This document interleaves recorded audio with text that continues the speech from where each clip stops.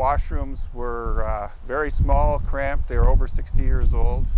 So now we've replaced them with this structure, and it's stone and stucco, much like the original smaller buildings were. So we've tried to keep the character of the buildings and also the character of the trellis that went in 2009. So we're just bringing all these structures and amenities together for the public when they're using the park. The building's very flexible. It's for all the seasons, so it has heating in it for the winter.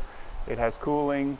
The washrooms also are fully accessible. As you walk in, there's two universal washrooms, so that for accessibility, anyone can use those. They can handle quite a few people, so for the larger events, for tour buses, for all those sorts of things, we can get a lot. So there's 6 stalls. One of them, again, is an accessible stall. Nice and light and bright in here. It'll be easy to maintain. Stainless steel sinks, hand dryers, and natural lighting. So it means that we don't have to bring in a lot of portable toilets for events and all those sorts of things. So it'll cut down on the cost and of special events, and it'll widen the appeal for doing things in the park. They're universal washrooms in that they can be used by male or female, depending on how you have them signed. They're all outfitted with accessible standards. So they have the push locks. They have an emergency light that can go on if someone is having trouble. The children's change table.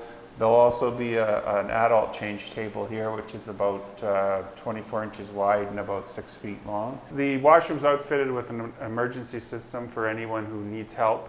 And when the button's pressed inside, there'll be a siren that goes off, a light, and the door will also unlock. That's a standard for accessible washroom. Graffiti-proof coating. It's transparent. The buildings are coated both inside and outside. If someone sprays or writes on the walls, they can be power washed off.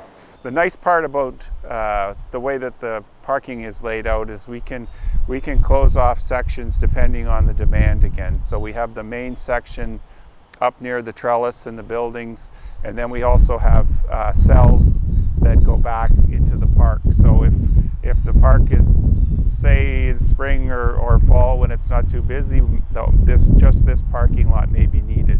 If we need to expand it in the spring, for instance, when there's a big demand for prom and other special events to take pictures, then we can open up more parking. And what that'll do is prevent the traffic jams that have been happening now, because you can go down to the end and we have a bus turnaround down there, so we can turn buses or trucks or whatever we need that might have to come into the park for events or maintenance, and so they have that access as well into the park. There's accessible parking spaces throughout, and again, accessible walkways, so that we've just improved the circulation for the next 50 or 60 years.